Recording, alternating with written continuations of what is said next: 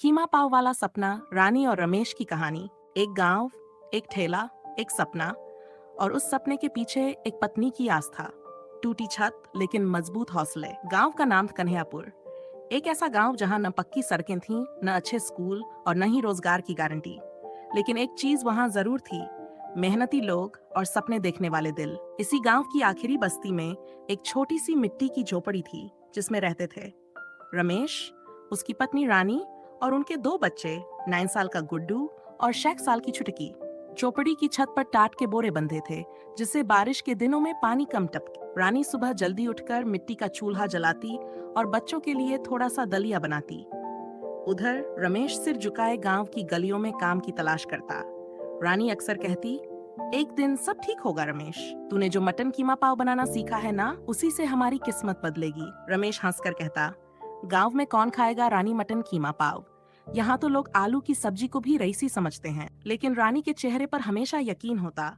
उसने कभी भी रमेश के सपने को छोटा नहीं समझा। यादों का स्वाद। रमेश कभी एक शहर के ढाबे पर काम करता था। चूल्हे के पास खड़ा होकर मसाले भूनना, मटन धोना और पाव सेंकना उसका काम था। वहाँ उसने एक मुसलमान उस्ताद से मटन कीमा पाव बनाना सीखा था। वो कहता था, बिरयानी से ज्यादा अगर किसी में रूह बसती है तो वो कीमा पाव है। जब शहर में लॉकडाउन लगा, ढाबा बंद हो गया और रमेश को नौकरी से निकाल दिया गया।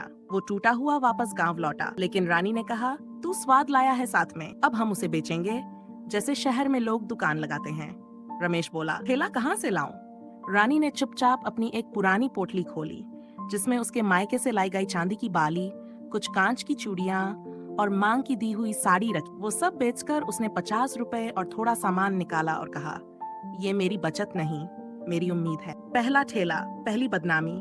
गांव के हाट में एक पुराना ठेला खरीदा गया। रमेश ने अपनी झोपड़ी के बाहर बैठकर मसाले तैयार किए, लहसुन अदरक का पेस्ट, लाल मिर्च की चटनी और खट्टा नींबू पानी। रानी ने सब्जी काटी, गुड्डू ने पाव सहेजा और छुटकी ने प्लेटें धोई। जब रमेश ने पहली बार ठेले पर मटन कीमा पाव बनाया तो गांव के लोग हंसने लगे। अरे, ये कौन सी नई चीज है? गांव में मटन का ठेला? शर्म नहीं आती? बीवी बच्चों को भूखा मार रहा है। लेकिन रमेश और रानी ने किसी को जवाब नहीं दिया।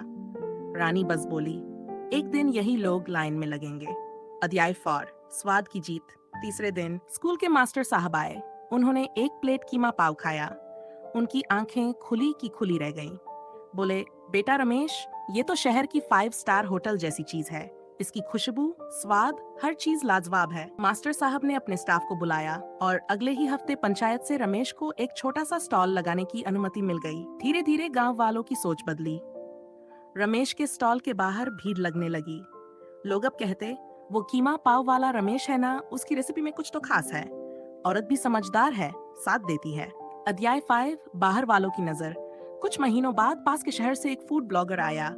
नीले रंग की बाइक पर बैठा, कैमरा लटकाए।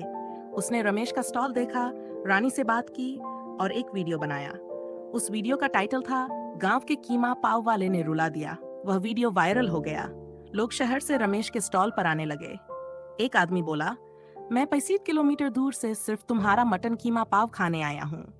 रानी ने धीरे धीरे चूल्हे की जगह गैस ली, बच्चों को अच्छे स्कूल में डाला और झोपड़ी की छत पर टीन शेड लगवा दिया।